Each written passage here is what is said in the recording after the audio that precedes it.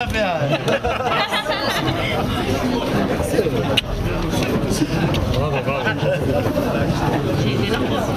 vois que Dilemme c'est les hommes et Plantus c'est les femmes. Oui,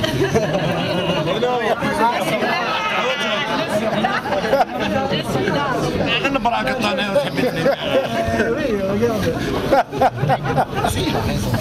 Viens par là.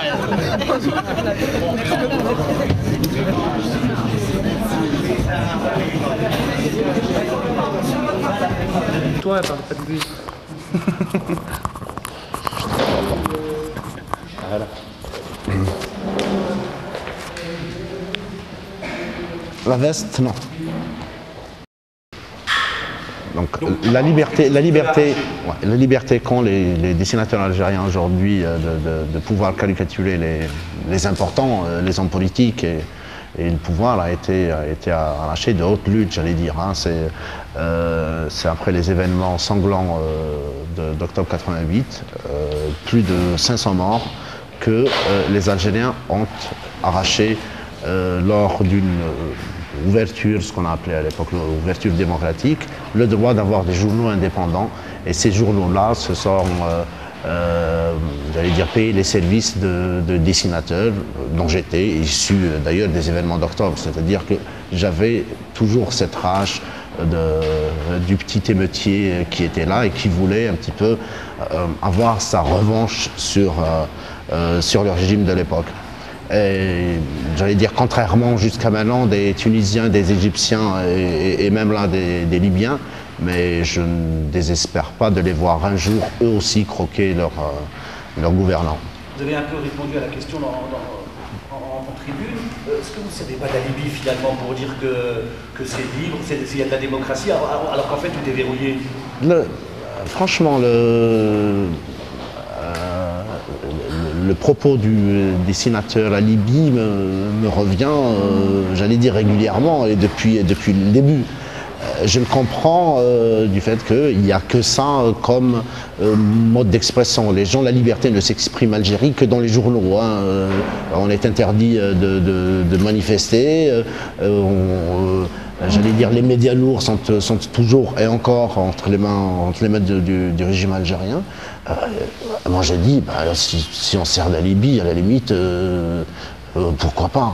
Et alors, c'est pas pour autant que je vais dire non, je vais pas profiter de cette liberté que j'ai de m'exprimer tous les jours dans un journal, dans un pays majoritairement jeune, où une voix d'un jeune, je le suis peut-être un peu moins que quand j'ai commencé, s'exprime tous les jours. C'est énorme qu'un Algérien puisse encore s'exprimer librement en Algérie. C'est ce que j'essaie de faire, et tant pis si c'est vrai que je comprendrais que des Boutefs en profitent, hein. C'est-à-dire s'il n'est pas aujourd'hui comparé, franchement d'ailleurs, même par les Algériens, comparé à Moubarak ou Ben Ali, c'est parce qu'il y a cette presse-là, parce qu'il y a des dessinateurs qui peuvent faire de ce président ce qu'ils veulent. C'est vrai qu'ils se donnent une image de tolérance à bon compte, mais encore une fois, quand bien même moi, je peux m'exprimer, donc je m'exprime et je ne pense pas à comment cela est perçu de la part du pouvoir ou autre. Hein. Je sais ce que je vaux, je sais ce que vaut la parole libre,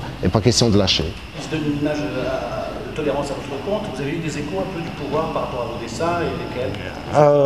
Écoutez, comme j'ai pas de contact directement avec eux, il y a des choses qui me reviennent, mais ça n'a pas toujours été sympathique, j'allais dire. Il y a quand même une loi qui est sortie en 2001 qui limite, qui restreint drastiquement la liberté, y compris et surtout la liberté de caricaturer. J'ai dû répondre de plusieurs plaintes et j'ai encore des procès pendant sur le dos. Hein.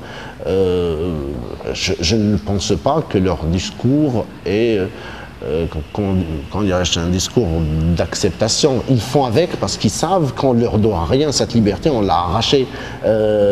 Bouteflika, je ne vais pas lui dire aujourd'hui merci de laisser m'exprimer. Non, je ne te remercie pas de ne pas faire ce que tu ne dois pas faire, c'est-à-dire censurer des gens qui parlent, surtout que cette liberté, on ne te la doit pas.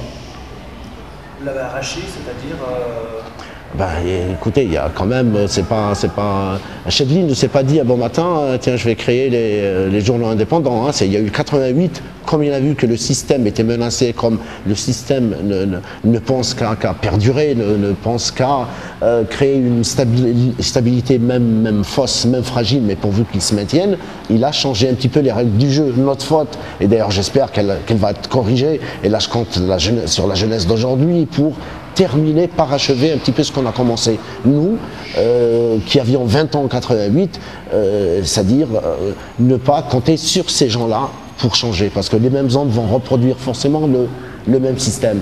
C'est pas des gens qui ont aujourd'hui 90 ans et qui disent non, ce système doit partir. Oui, mon ami, il fallait se réveiller quand même en 62. Vous voyez comment... Je ne l'ai pas nommé, hein, mais... Vous voyez comment ces événements-là actuels en Algérie, l'Algérie, elle a loupé le coche? Franchement, je déteste reprendre des mots que j'ai déjà dit, mais là, je pense qu'on a raté une occasion historique. L'Algérie a raté une occasion historique. Au lendemain de la chute et de Ben Ali et de Moubarak, tout le monde avait appelé à une espèce de marche par laquelle un salut et politique et social allait venir. Moi, franchement, j'y croyais. Moi, je suis convaincu, je reste convaincu que Toufik et Bouteflika, ce soir-là, ne se sentaient pas trop bien. Mais force est de constater que ceux qui ont essayé, je vais dire, récupérer cette révolte, ce soulèvement potentiel, ont essayé de récupérer un événement avant même qu'il se produise. Une élite politique, sociale ne peut être là que pour accompagner et donner un sens à une révolte.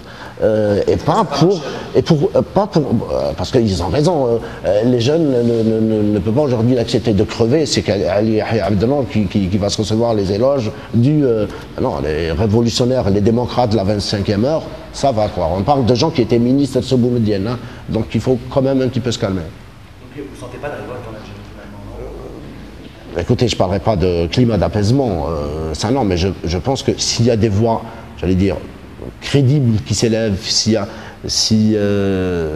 des gens qui vont penser à autre chose qu'à leur petite carrière, c'est clair qu'il ne faut pas désespérer de cette jeunesse. Elle va se faire entendre, c'est une conviction. D'ailleurs, vous remarquerez que le soulèvement a eu lieu à chaque génération en Algérie. Hein. 88, c'était les baby boom des années 60. Là, on est à 22 ans, c'est-à-dire plus ou moins 2 années près une génération. La génération d'aujourd'hui, je suis convaincu qu'elle ne va pas laisser rester les bras croisés, voir l'Algérie encore dépérir. C'est un changement dans le système ou un changement du système? Non, il faut pas. Justement, il faut pas. C'est l'illusion qu'on a eue en 88, croyant que ce système-là allait changer de l'intérieur. Non, le propre du système, c'est de se maintenir. C'est presque une loi physique. Les gens sont là pour eux aussi revendiquer leur Algérie qu'ils n'ont jamais connue. J'ai pas connu mon Algérie, moi. Bouteflika, il était ministre à 23 ans. Moi, à 23 ans, je prenais encore le COUS et je savais même pas comment gérer mon diplôme, la sortie de l'université, essayer de trouver un travail, essayer de rencontrer une petite gamine avec laquelle j'allais fonder une famille, comment avoir un logement, c'est des trucs qui se posent à nous parce que devant l'absence de toute autre chose, c'est-à-dire que la parole reste toujours confisquée en Algérie, attention. Hein. Les gamins, ils vont pas se dire ah tiens, il y a un dessinateur qui fait des dessins sur le Bouteflika, donc on va pas se soulever, c'est le vengeur masqué. Mais pas du tout.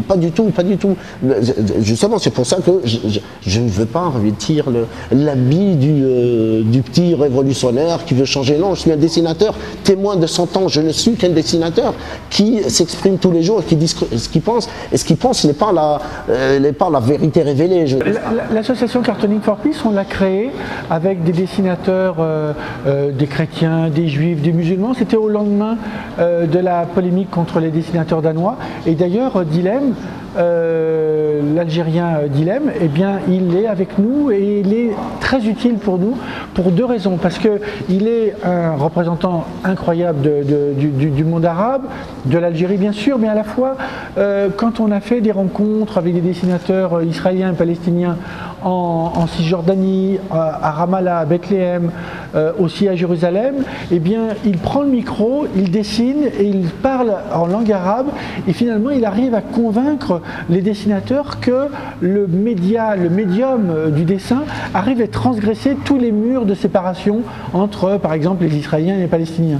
Et par exemple, on a des dessinateurs palestiniens comme Khalil Abou Rafeh, eh bien, il est palestinien et à la fois, il arrive à faire des dessins sur les Palestiniens et qui déchirent, et ça devient le drapeau du Hamas. Et on a un autre dessinateur qui s'appelle Kishka, et avec ces deux zèbres qui sont en train d'imaginer un monde meilleur dans les années qui viennent, eh bien, ce dessinateur est un bras tendu, une main tendue vers les dessinateurs palestiniens. Parce qu'au moment où nous, on regarde évidemment les informations et on voit les tragédies et les douleurs des deux côtés, eh bien, il y a des dessinateurs, qu'ils soient chrétiens, juifs ou musulmans, qui arrivent à construire un monde qu'on espère meilleur, en tout cas pour les...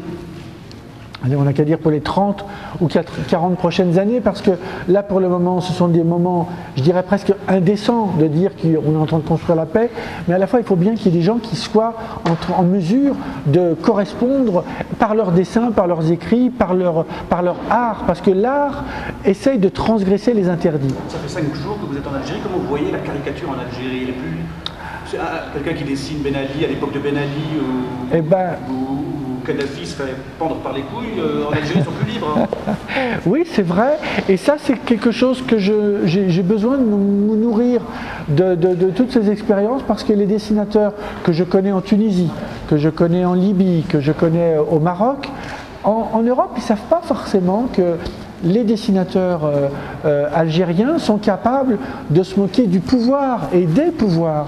Et même Ali Dilem est capable, dans un dessin, de se moquer du président Bouteflika, de l'armée, des barbus, et il est menacé de temps en temps, il y a eu des moments très durs, mais à la fois il arrive avec beaucoup de courage à faire des dessins drôles en plus sur des sujets qui sont des fois tragiques.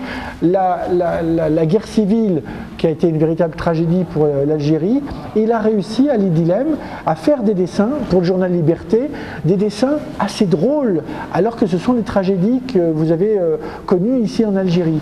Eh bien, le dessinateur arrive à faire des transgressions, il se moque du pouvoir, il se moque des pouvoirs, et il arrive à parler finalement avec le peuple algérien, il communique par les images, et finalement il essaie de construire une sorte de lien régulier. Il a affaire Facebook avant Facebook. C'est-à-dire que les lecteurs algériens ont vite compris que c'était un bon moyen de correspondre avec un dessinateur qui n'aime que la paix et qui n'aime que construire des ponts entre les lecteurs et son journal. Merci Jean Cantu. Merci beaucoup.